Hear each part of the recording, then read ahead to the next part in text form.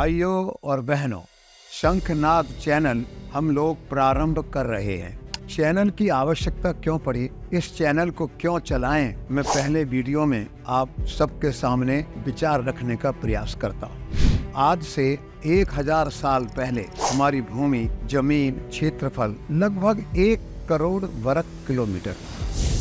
आज क्षेत्रफल 33 लाख वर्ग किलोमीटर के लगभग है। अर्थात 1000 साल के स्वाधीनता संग्राम में हमारी 67 लाख वर्ग किलोमीटर जमीन चली गई। जितनी आज है उससे भी डबल चली गई। आपको हमको विचार करना है ऐसा क्यों हुआ। इसी प्रकार दूसरी बात आपके सामने रखता हूँ। इस्लाम लगभग 1400 साल पुराना है। क्रिश्चियनिटी अर्थात ईसाई धर्म 2000 साल पुराना है। हमारा हिंदू धर्म, सनातन धर्म लगभग 200 करोड़ वर्ष पुराना है। हमारे हिंदू धर्म की 3 विशेषताएं, सबसे प्राचीन है, सबसे वैज्ञानिक है, सबसे श्रेष्ठ है। ये सब बात होकर भी आज दुनिया की आबादी 800 करोड़ के लगभग है। हम केवल 110 करोड़ क्यों रह गए। मुसलमान से पूछा जाए, तुम मुसलमान बनने से पहले तुम्हारे पूर्वज कौन थे। ईसाइयों से पूछा जाए, 2000 साल पहले तुम्हारे पूर्वज ईसाई बनने से पहले कौन थे।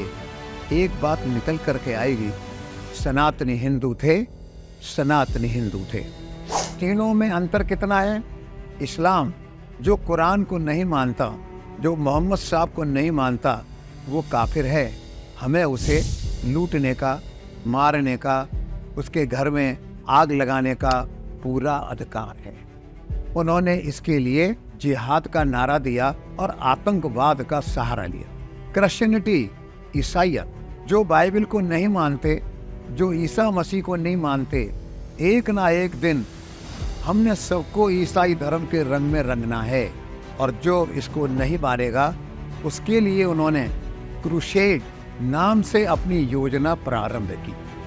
और हिंदू धर्म, कभी सनातन धर्म हिंदू धर्म ने कभी ये नहीं कहा आप राम को नहीं मानोगे, कृष्ण को नहीं मानोगे, ओम स्वास्तिक को नहीं मानोगे, गीता रामायण नहीं पढ़ोगे तो तुम काफिर हो और हमें तुमको मारने का, लूटने का अधिकार है। पिछले 500-700 साल के मध्यकाल में इस्लाम और ईसाइयत दोनों ने, एक ने क्रूसेड, दूसरे ने जिहाद का सहारा लेकर कम से कम 500-600 करोड़ लोगों की हत्याएं की हैं। इतिहास भरा पड़ा। लेकिन हम चुनौती देकर कह रहे हैं, हिंदू ने एक भी व्यक्ति को मारा नहीं और एक भी व्यक्ति को खरोंच नहीं लगाई जो हमारे धर्म को नहीं मानेगा। कितनी बड़ी बात। दूसरी बात, हिंदू धर्म की कितनी अच्छी परिभाषा, धारणाति इति धर्मा, जिसके धारण करने से समाज जीवन ठीक चलता है, या ड्यूटी इति धर्मा, अपना अपना कर्तव्य निभाओ, इससे बड़ा धर्म कोई नहीं है। छात्र का धर्म पढ़ना, अध्यापक का धर्म पढ़ाना, किसान का धर्म खेती, व्यापारी का धर्म व्यापार, और सिपाही का धर्म आंतरिक सुरक्षा, सेना का धर्म बाह्य सुरक्षा। बगैर ड्यूटी दिए समाज जीवन चलेगा कैसे। लेकिन आपसे जवाब नहीं चाहिए, पर एक बात पर आप चिंतन जरूर करो, एक बात पर विचार जरूर करो। जो धर्म इतना प्राचीन, जो धर्म इतना श्रेष्ठ, जो धर्म इतना वैज्ञानिक आज 700-800 करोड़ के लगभग होना चाहिए था, 110 करोड़ क्यों रह गया। और जो 110 करोड़ है उस पर भी संकट के बादल है। और एक तीसरी बात आपके सामने रखता हूं, पूरी दुनिया में 225 देश हैं। 125 से ऊपर देश ईसाइयों के हैं, 58 से अधिक देश मुसलमानों के हैं, 17 से अधिक देश बौद्धों के हैं। हम जैन, बौद्ध, सिख में कोई अंतर नहीं करते, वो सब हमारे परिवार के अंग हैं। लेकिन एक बात तो देखो कि बौद्धों के 17 देश हैं, लेकिन सनातनी हिंदुओं के 2 देश हैं, भारत और नेपाल, और उस पर भी संकट के बादल हैं। 7 महाद्वीप हैं दुनिया में। दक्षिणी अमेरिका महाद्वीप में जितने देश आते हैं, पहचान के लिए 2 देश बताता हूँ, ब्राजील और अर्जेंटाइन। सब के सब ईसाई हैं। सरकार उनकी है, आबादी उनकी है, सभ्यता संस्कृति उनकी है। उत्तरी अमेरिका महाद्वीप अर्थात अमेरिका, कनाडा, मैक्सिको, सब देश ईसाई हैं, आबादी उनकी है, सरकार उनकी है, सभ्यता संस्कृति उनकी है। यूरोप महाद्वीप केवल एक तुर्की छोड़ दीजिए जो इस्लाम को मानता है, शेष जितने देश हैं, जर्मनी, इटली, फ्रांस, जितने देश हैं, इंग्लैंड, सब के सब ईसाई और आबादी, सरकार, संस्कृति सब उन। चौथा महाद्वीप ऑस्ट्रेलिया। ऑस्ट्रेलिया महाद्वीप भी है। ऑस्ट्रेलिया अपने आप में बहुत बड़ा देश भी है, और भी छोटे 8-10 देश हैं वहाँ पर, लेकिन कुल मिलाकर उस महाद्वीप में भी सब ईसाई हैं। आज की तारीख में 4 महाद्वीपों पर कब्जा है ईसाइयों का। 5वां महाद्वीप अंटार्कटिका, मुट्ठी भर लोग रहते हैं जिनको एस्किमो कहते हैं। -60 से उनका टेम्परेचर प्रारंभ होता है। कोई धर्म नहीं है, किसी प्रकार अपना जीवन व्यतीत करते हैं। आइए छठा देश अफ्रीका। सबसे ज्यादा आबादी उन लोगों की है जो अपने कुटुंब, कबीलाई जीवन पद्धति को मानते हैं, अपने हिसाब से प्रकृति की पूजा करते हैं।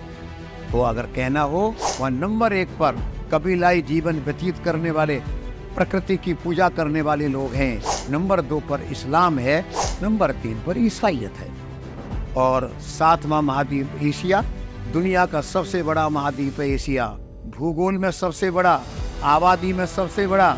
और एक विशेषता और है एशिया महाद्वीप की, दुनिया में जितने धर्म प्रारंभ हुए लगभग सभी धर्मों का प्रादुर्भाव एशिया महाद्वीप से हुआ। अनुयायी ऑस्ट्रेलिया, यूरोप, अमेरिका, अफ्रीका, सब जगह मिल गए। एशिया महाद्वीप में नंबर 1 पर बौद्ध है, नंबर 2 पर हिंदू है, नंबर 3 पर इस्लाम है। तो मेरा चौथा प्रश्न आपसे ये है, हमको 7 महाद्वीपों में होना चाहिए था। हम एक महाद्वीप में रह गए, और उसमें भी हम नहीं कह सकते कि पूरे महाद्वीप में हमारा प्रभाव है। मैं थोड़ा और विषय के आगे बढ़ाऊंगा, आपको सोचने के लिए, चिंतन करने के लिए कहूँगा, आओ विचार करें। आइए, बख्तियार खिलजी लगभग 700 वर्ष पहले दिल्ली से चलता है 250 घुड़सवार लेकर। दिल्ली से आगे बढ़ता है, हरियाणा आता है, बहादुरों का इलाका है। आगे बढ़ता है गंगा यमुना का मैदान, जिस भूमि में राम और कृष्ण जन्मे हैं, पाप के खिलाफ हमेशा लड़ा है। बिहार की भूमि क्रांतिकारियों की भूमि है।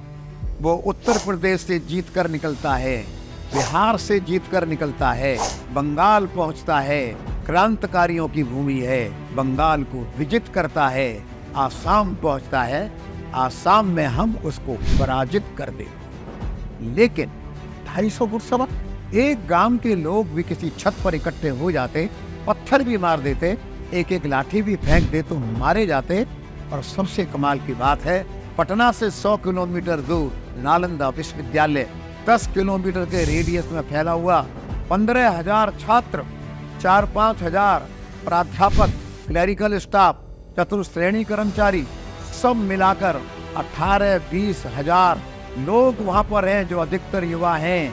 पुस्तकालय, 3 लाख पुस्तकों की लाइब्रेरी 6 महीने तक जलती रही।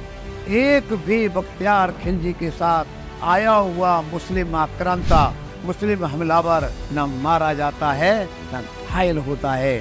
पर हमारे 20,000 के लगभग भारत माँ के बेटे और बेटियों की गर्दन धड़ से अलग कर दी जाती है। ऐसा क्यों हुआ? क्या शिक्षा मिली उनको? क्या वो मिलकर एक गिलास पानी की डाल नहीं सकते थे, बह जाते? एक पत्थर मार नहीं सकते थे, मर जाते? एक पुस्तकालय की किताब उनकी तरफ फेंक देते, मारे जाते? कौन सी बात है? और मैं नालंदा विश्वविद्यालय की घटना आपको समझ में आ जाए, YouTube पर देख लेना। भूटान की राजकुमारी के घर में बच्चा जन्म लेता है, छोटा बच्चा है, 1.5-2 साल का होता है, कुछ इशारे करने लगता है, समझ में नहीं आता क्या कह रहा है। वो 3 साल का होता है, 2.5-3 साल का, थोड़ा थोड़ा बोलने लगता है, और वो भारत की तरफ इशारा करता है, बोलता है मुझे भारत की ओर ले चलो। ये सच्ची घटना है, कुछ साल पहले की। उसकी माँ और अपने कुछ दरबार के, सरकार के अधिकारियों को साथ लेकर भारत सरकार को सूचना देती है। भारत सरकार उनका स्वागत करती है। वो पटना पहुंचते हैं। पटना से बिहार के प्रशासन के अधिकारी, पुलिस के लोग उनको गाड़ी में बिठाकर नालंदा विश्वविद्यालय ले जाते हैं। नालंदा विश्वविद्यालय पहुंचती है, गाड़ी रुकती है, बच्चा दौड़ लगाता है। और विश्वविद्यालय की ओर दौड़ता है। लेट करके मिट्टी को प्रणाम करता है, वहाँ की मिट्टी को माथे पर लगाता है, नमन करता है, कहता है माँ यही है विश्वविद्यालय जहाँ मैं यहीं पर आने के लिए बार बार आपको कहता था। माँ आगे बढ़ो, ये मेरा क्लासरूम, मैं पढ़ता था, ये हमारा हॉल, हम इकट्ठे होते थे, ये मेरा कमरा रहने का, ये मेरा बाथरूम, ये मेरे आचार्यों का कमरा, ये मेरा खेल का मैदान, सब बताता चलता। पर कहता एक दिन मैं यही पढ़ा, यही पढ़कर मुझे यहाँ के आचार्यों ने यही आचार लगा दिए, मैं पढ़ा भी यहीं, आचार भी यहीं रहा। एक दिन मैं अपनी क्लास को पढ़ा रहा था, मैंने देखा लंबी दाढ़ी वाले कुछ ऐसे लगे विदेशी लोगों ने हम पर हमला बोल दिया है। मेरे देखते देखते मेरे विद्यार्थी आचार्य मारे गए। एक तलवार का वार मेरे ऊपर भी आया और मुझे ध्यान नहीं, बस तलवार का वार आया, मैं भी गिर गया माँ। तो कितनी बड़ी हैरानी की बात है, दिल्ली से लेकर आसाम तक आज आबादी 55 से 60 करोड़ है। उस समय भी 7-8 करोड़ की आबादी तो रही होगी। गीता हमने पढ़ी, रामायण हमने पढ़ी, महाभारत हमने पढ़ी, वेद पुराण उपनिषद हमने पढ़े, राम और कृष्ण और अर्जुन की और भगवान कृष्ण की वीरता की कहानियां हमने पढ़ी।